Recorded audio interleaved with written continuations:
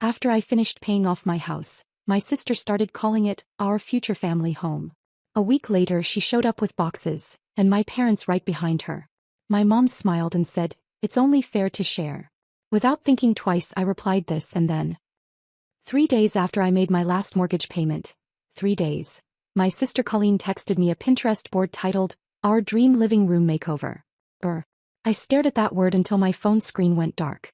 I'd spent 9 years eating rice and canned beans, picking up overtime shifts at the hospital, skipping vacations, driving a car with a cracked windshield for 2 years because every spare dollar went to that house. 9 years. And suddenly it was ours. But I'm getting ahead of myself. Let me back up. My name is Margot. I'm 34, I'm a respiratory therapist in Columbus, Ohio, and until recently I thought paying off my house would be the happiest day of my life. Spoiler, it was. For about 72 hours. See, here's what you need to know about my family. My mom Diane has this philosophy. She doesn't call it a philosophy, she'd call it being a good Christian family. But basically it boils down to, whatever Margot has, Margot shares. Whatever Colleen has, Colleen keeps. And if you think I'm exaggerating, stick around because honestly, what happened next still makes my jaw drop and I lived through it. Colleen is 2 years younger than me. 32. She's not a bad person, I want to be clear about that. But she has never, not once in her adult life, held a job for longer than 8 months. She bounces. Retail, waitressing, a brief stint as a dog groomer that ended when she decided she was allergic to schnauzers. Her words. I can't make this stuff up. And every time she lands on her face, guess whose couch she crashes on? Not mine actually. My parents'. Which brings us to the real issue. My dad Frank is mostly quiet. He's one of those guys who sits in his recliner, watches the game and says, "Your mother has a point" about everything. I love him, but the man has not formed an independent opinion since 1997. So when my mom decides something, that's the family position. End of discussion. Now, the one person in my family who actually sees things clearly? My grandmother. Nana Ruth. 81 years old, sharper than anyone I know, and she has absolutely zero patience for nonsense. She lives about 20 minutes from me in a little apartment she refuses to leave because, and I'm quoting her here, "I'm not dying in some facility that smells like boiled cabbage." I love that woman with everything I have. So let me tell you how this whole mess started. I bought my house when I was 25. It was a foreclosure. A 3-bedroom ranch that looked like it had been through a war. The previous owners had ripped out half the kitchen cabinets. There was a hole in the bathroom floor you could see the crawl space through, and the backyard was more mud than grass. But it was mine. The bank gave me a 30-year mortgage and I looked at that paperwork and said to myself, I'm not doing 30 years. I just wasn't. Do you know what it's like to live on almost nothing so you can pay triple on your mortgage every month? No eating out. No new clothes unless something literally fell apart. I had coworkers going on cruises, buying new cars, renovating their kitchens, and I was over here re-gluing the sole of my shoe with superglue. But I had a goal. And nothing was going to stop me. And you know what my family said during those 9 years? Nothing supportive, I'll tell you that. My mom used to call me and say, Margot, you're going to waste your youth pinching pennies. Just live a little. Colleen once told me I was obsessed, and that it was weird how I talked about my mortgage like it was a person. Yeah. The person with no savings and no stable income called me weird. The irony writes itself. But Nana Ruth? Every single Sunday when I'd visit her, she'd pat my hand and say, you keep going, baby. A woman who owns her home outright answers to nobody. And she meant it. Because Nana Ruth had paid off her own house back in 1989, raised 3 kids in it, and only sold it when Grandpa Earl passed and it got too big for her. He understood. So fast forward. February of this year. I'm sitting at my kitchen table, my laptop open, and I'm staring at my bank's website. The balance on my mortgage reads, $0.00. I screenshot it. I printed it. I may have kissed the paper. Don't judge me. 9 years. Done. I called Nana Ruth first. She cried. Actual tears. She said, Earl would have been so proud of you. And that made me cry. Then I called my best friend, Tamika, and she screamed so loud I had to pull the phone away from my ear. It was the best night. I didn't call my parents right away. Can you guess why? Yeah. Because I already knew. I already knew that telling them would somehow turn into a conversation about Colleen. And guess what? I was right. I told my mom 2 days later. Casually. On the phone.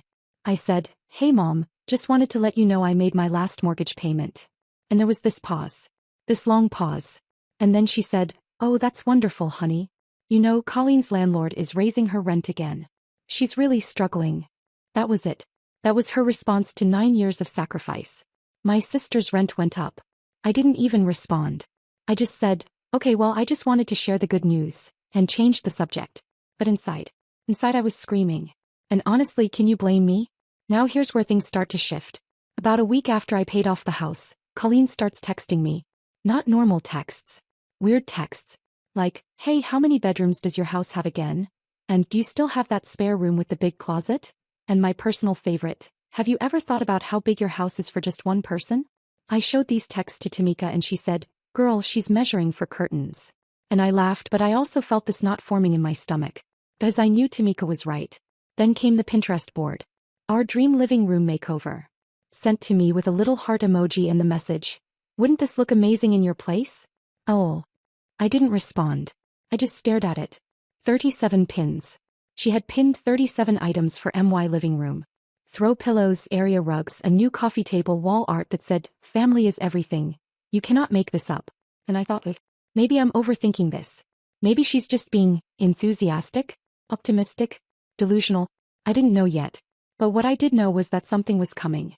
I could feel it. The way you feel rain before it starts. So I did what I always do when I need clarity. I drove to Nana Ruth's apartment on Sunday. I sat at her little kitchen table with a cup of coffee that was honestly way too strong. Nana Ruth makes coffee like she's trying to wake the dead, and I showed her the texts. She put on her reading glasses. She scrolled through them slowly. And then she looked up at me and said, that girl is planning to move into your house. I said, Nana, come on. She wouldn't just. Margot. I raised your mother. I know exactly how this family operates. Your mama is going to gift wrap your sister and deliver her to your front door. You mark my words. And you know what? I should have listened. Because not even 2 weeks later that is exactly what happened. It was a Saturday morning. I had just gotten off a 12-hour night shift. I was exhausted, still in my scrubs, and all I wanted was to shower and sleep for about 14 hours. I pulled into my driveway and there was a U-Haul truck parked in front of my house. A U-Haul. And standing next to it, smiling like it was Christmas morning, was Colleen. With boxes. And behind her, getting out of their car like this was perfectly normal, my parents. My mom had on her nice jacket, the one she wears to church, and she was carrying a casserole dish. A casserole dish. Like this was a housewarming. Like they were doing me a favor. I sat in my car for a full minute. I'm not exaggerating. I just sat there, hands on the steering wheel, watching them unload boxes onto my lawn. My lawn. That I mow. That I paid for. That I own. And I thought, this is it. This is the moment. Because you know what? I spent 9 years being quiet.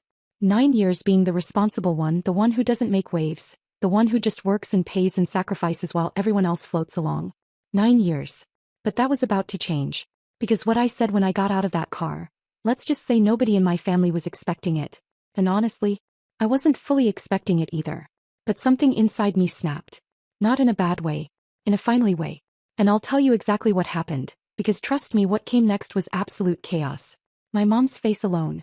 I wish you could have seen it. But I'll get to that. What my mother said to me when I walked up to them, the audacity of it, I still can't believe it. And what I said back. Let's just say it changed everything. So there I am. Sitting in my car watching my family unload my sister's life onto my front lawn like they're setting up a yard sale I didn't agree to. And I'm thinking, okay Margot, you have two choices. You can go inside, lock the door, and pretend this isn't happening. Or you can get out of this car and be the person Nana Ruth raised you to be. I got out of the car. I walked up the driveway slowly. Colleen saw me first and she did this little wave. This excited, bouncy little wave, like I was going to be thrilled. Like I was going to clap my hands and say, oh wonderful, you brought your entire bedroom set, how exciting. My dad was pulling a floor lamp out of the truck. A floor lamp. She brought a floor lamp to my house. And then my mom turned around. And she smiled. Not a normal smile. That smile she does when she's already decided something and she's daring you to challenge it. That tight church smile. And she said, and I will never forget this as long as I live, she said, it's only fair to share, Margot. You have all this space and your sister needs help.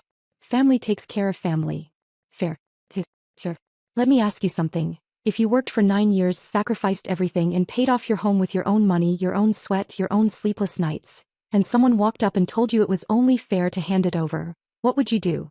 Because I know what I did. I looked at my mother. I looked at my sister. I looked at my dad who was standing there holding that stupid floor lamp like a mannequin. And I said, nobody is moving into my house. Not today. Not next week. Not ever. This is my home. I paid for it. Alone. And the fact that you showed up here without asking me, without even a phone call, tells me exactly how little you respect me. So I need all of you and all of these boxes off my property. Now. Dead silence. My mom's mouth literally fell open. I'm talking cartoon-level shock. Because here's the thing, I had never talked to her like that. Not once in 34 years. I was always the good daughter. The agreeable one. The one who said, "Okay, Mom," and swallowed whatever I was actually feeling. And in that moment, standing in my own driveway in my wrinkled scrubs with bags under my eyes, I finally stopped swallowing. Colleen recovered first. She put on this wounded face. She's really good at the wounded face, by the way. She's had years of practice, and she said, "Margot, I'm literally about to be homeless. My landlord is selling the building. I have nowhere to go." And you know what? Part of me felt that. I'm not heartless. He's my sister. But then I remembered something. I remembered that 6 months earlier, I had offered to help her put together a budget. I sat down with her, spreadsheet and everything, and I said, "Colleen, if you save just $300 a month, you'll have a cushion in case anything happens." And she looked at me like I'd suggested she learn to fly. She said, "I'm not you, Margot. I actually enjoy my life." So no, I was not going to feel guilty. Not this time. My mom stepped closer to me and lowered her voice. "You know that thing moms do when they're furious but there are neighbors around?" And she said, "You are being incredibly selfish. I did not raise you to turn your back on your own blood." And something about that sentence, "I did not raise you," hit different. Because she was right. She didn't raise me to be financially responsible. She didn't raise me to work double shifts and pay off a house in 9 years. She didn't raise me to do any of the things that got me here. I did that on my own. Nana Ruth helped. Tamika helped. But my mother? He spent my whole life telling me I was too uptight, too careful, too boring. And now that being too careful had paid off, suddenly I owed everyone the reward. I said, "Mom, I love you. But you need to leave. And you need to take Colleen and her boxes with you." My dad finally spoke. You want to know what he said? He said, "Your mother has a point, Margot." Of course he did. Of course he did. I swear if my mom said the sky was green, my dad would nod and say, "She's got a point." I looked at him and I said, "Dad, with all due respect, when's the last time you had your own point?" Okay, was that harsh? Yeah. Probably. But I was running on zero sleep and my family had just shown up with a moving truck to colonize my house. I think I earned a little sharpness. Colleen started crying. Real tears or performance tears. Honestly, after 32 years, I genuinely cannot tell the difference. She said, "I thought you'd want to help me. I thought that's what sisters do." And I said, "Sisters ask, Colleen. Sisters call and say, 'Hey, I'm in a tough spot, can we talk?' Sisters don't show up with a U-Haul and expect a key." She didn't have a response to that. Because there isn't one. My mom tried one more time. She pulled out her ultimate weapon, guilt with a side of religion. She said, "God is watching how you treat your family, Margot." And honestly, I don't even know where this came from. I said, "Then he also watched me work for 9 years while you told me I was wasting my life. I think he and I are square." My mom grabbed my dad's arm, turned around and walked to the car. Colleen stood there for another minute, mascara running, looking at me like I'd just kicked a puppy. And then she followed them. They drove off and the U-Haul sat in front of my house for another 3 hours until Colleen apparently called someone to come get it. I went inside.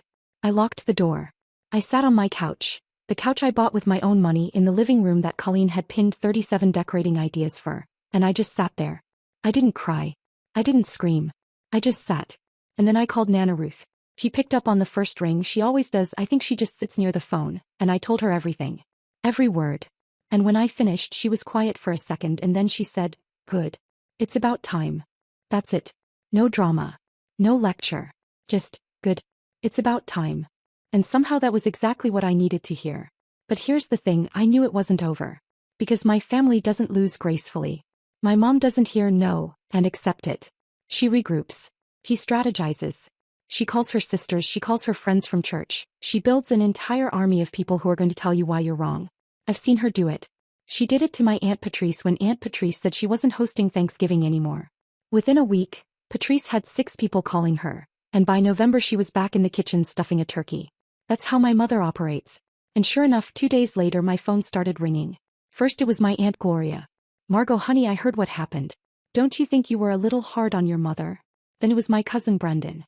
"Hey, just checking in. Your mom seemed pretty upset." Then it was my mom's friend from church, Linda. A woman I've met maybe 4 times in my life, calling to tell me that family is sacred and I should be ashamed. Do you see what was happening? The campaign had started. My mother had activated the network.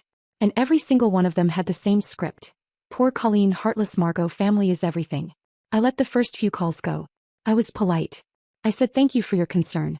But when Linda, Church Linda, who doesn't even know my middle name, called me to say I was breaking God's heart, something in me shifted again. I texted Tamika, I need a strategy.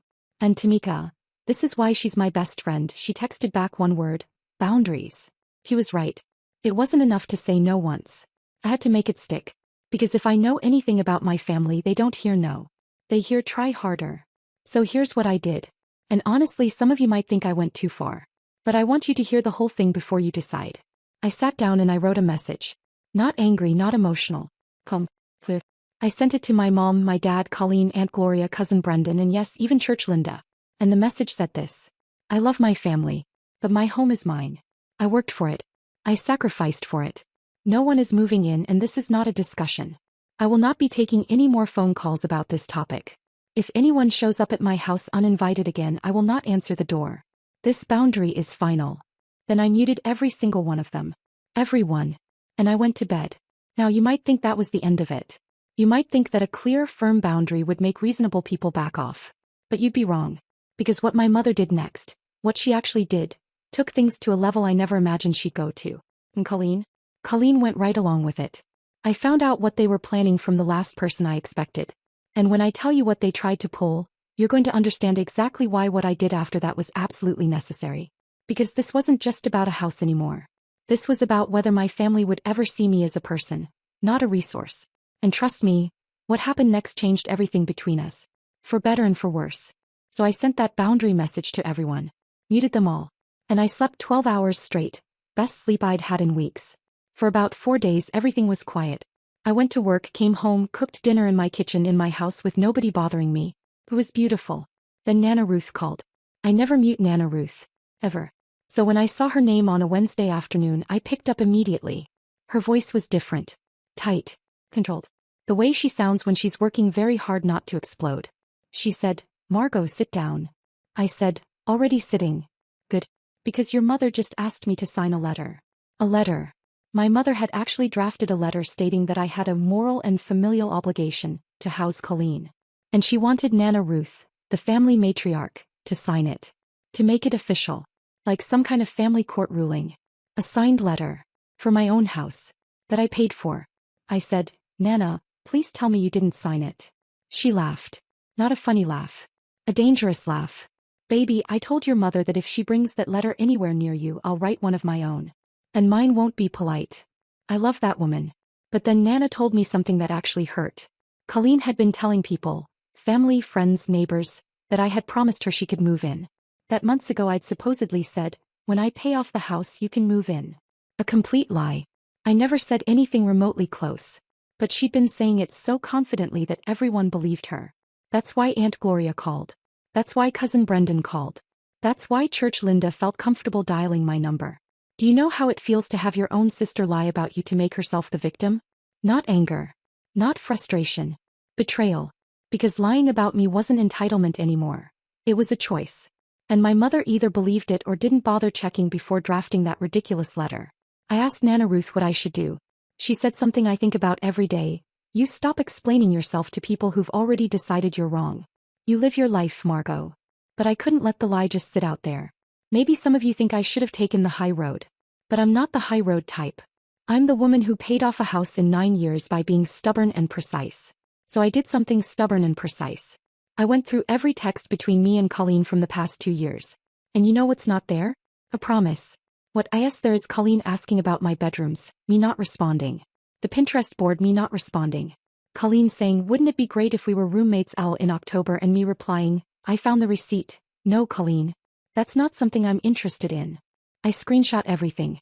Sent it to Aunt Gloria, cousin Brendan, and Church Linda. One line. For the record, here's what was actually said. Aunt Gloria replied within an hour. Oh. I'm sorry, Margot. Cousin Brendan sent a thumbs up emoji, which is peak Brendan. Church Linda never responded. Fine by me. But my mom? She was furious. Not embarrassed. Furious. She called and said, how dare you air family business to everyone? I said, Mom, you're the one who called Gloria. You got Linda involved. You opened this up. I just corrected the record. She hung up on me. Then silence. 2 full weeks. Nothing from my parents, nothing from Colleen. And I'll be honest, it was lonely. Even when your family is being unfair, even when they're lying about you and showing up with U-Hauls, they're still your family. And the silence hurt. Tamika checked on me every day. She'd bring takeout and just sit with me. Didn't try to fix anything. Just showed up. And Nana Ruth called every Sunday like clockwork, telling me about her week, the loud neighbor downstairs, what she watched on TV. Those two women held me together. Then one Thursday evening I'm standing in my kitchen eating cereal over the sink. Classy, I know, and my doorbell rings. My whole body tensed. Last time someone showed up unannounced there was a U-Haul. I looked through the peephole. Plain. Alone. No boxes. No truck. No parents. Just her in a hoodie looking like she hadn't slept in days. I almost didn't open the door. But something about the way she looked, no performance, no audience tears, made me turn the knob. She said, "Can I come in?" I said, "Depends on why you're here. Because I owe you an apology. And if I don't say it now, I never will." We sat at my kitchen table. And Colleen told me something I didn't expect. She'd started therapy, only 3 weeks, because after everything blew up her friend Megan told her straight up that she was acting like our mother. And that sentence hit Colleen hard. Because the one thing Colleen has always said is, "I never want to be like Mom." And Megan looked at her and said, "You showed up at your sister's house with a moving truck without asking. That is your mom." Colleen said she kept replaying everything. The texts, the Pinterest board, the U-Haul, the lies. And she said, "I told myself I was desperate. But I wasn't desperate, Margot. I was entitled. I thought because you had something I deserved it too. That's not desperation. That's just selfishness." Then she said the thing that broke me open. She said, "You worked so hard. And I never once told you I was proud of you. I was too jealous to say it. But I'm saying it now. I'm proud of you. And your house is yours. Only yours." I cried. I'm not going to pretend otherwise. Because that's all I ever wanted. Not help, not money. Just acknowledgement. Just someone in my family saying, "You did something incredible and we see it." We talked for a long time. She told me she'd already called Aunt Gloria to correct the lie. She was looking at a studio apartment near her friend Megan. Her therapist said she needed to stop defining herself through other people's resources and start building her own. I said, "Colleen, I love you. But if you ever show up with a U-Haul again, I'm deflating the tires." She laughed. Real laugh. The first honest moment between us in years. Now, my parents. Different story. My mom didn't call for 5 weeks. And when she did, it wasn't to apologize. It was about a church potluck. Like nothing happened. Like she never drafted a legal-sounding letter or weaponized Church Linda against me. And I let it go. Not because it was okay, it wasn't. But because I realized during those quiet weeks that my mom is never going to be who I need her to be. She's never going to say, "I'm proud of you," unprompted. She's never going to admit she was wrong. That's not who she is. And I can either spend my life waiting for an apology that's never coming, or I can accept her for exactly who she is and protect myself from a safe distance. So I set rules. Not out loud, just for myself. Mom gets Sunday phone calls. Holidays. Politeness and love from a distance. But she doesn't get to make decisions about my home, my money, or my life. That door is closed. And I'm the only one with the key. My dad actually surprised me though. About a month later he called. Just him. No speakerphone, no mom coaching in the background. He said, "Margot, I should have said something in the driveway that day. I should have told your mother it wasn't right. I'm sorry." I almost dropped my phone. Frank, my quiet, recliner-sitting, opinion-free father, apologized on his own. I said, "Thanks, Dad." And he said, "I'm proud of you, kid. Always have been. Just not good at saying it." That healed something I didn't know was broken. Colleen moved into her studio. It's small, nothing fancy, but she's paying for it herself. She texted me a screenshot of her savings app the other day, $412, and said, "Look at me being boring like you." I laughed so hard I choked on my coffee. We're not some perfect family. My mom still makes little comments about how I have all that space, and it's such a waste for one person. I let them roll off. Because my house is mine. Every wall, every floorboard, every blade of grass. Last Sunday I went to Nana Ruth's for coffee. Her terrible, way too strong coffee. She looked at me across her little kitchen table and said, "Your grandfather would have handled this the same way." I said, "Stubborn and loud?" She said, "Honest and brave." That was worth more than any apology I'll ever receive. So that's my story. That's what happened when I paid off my house and my family decided it belonged to everyone. It doesn't. It belongs to me. You made it this far. Thank you. If this resonated with you or you've been through something similar, I'd really love to hear about it in the comments. If you enjoyed the story, leave a like. It helps more than you think. And if there's something you disagreed with or think I could have handled differently, Tell me that too. I'm not above learning. I'm just a woman who paid off her house and refused to apologize for it. Thanks for watching. And remember, your boundaries aren't selfish. They're survival.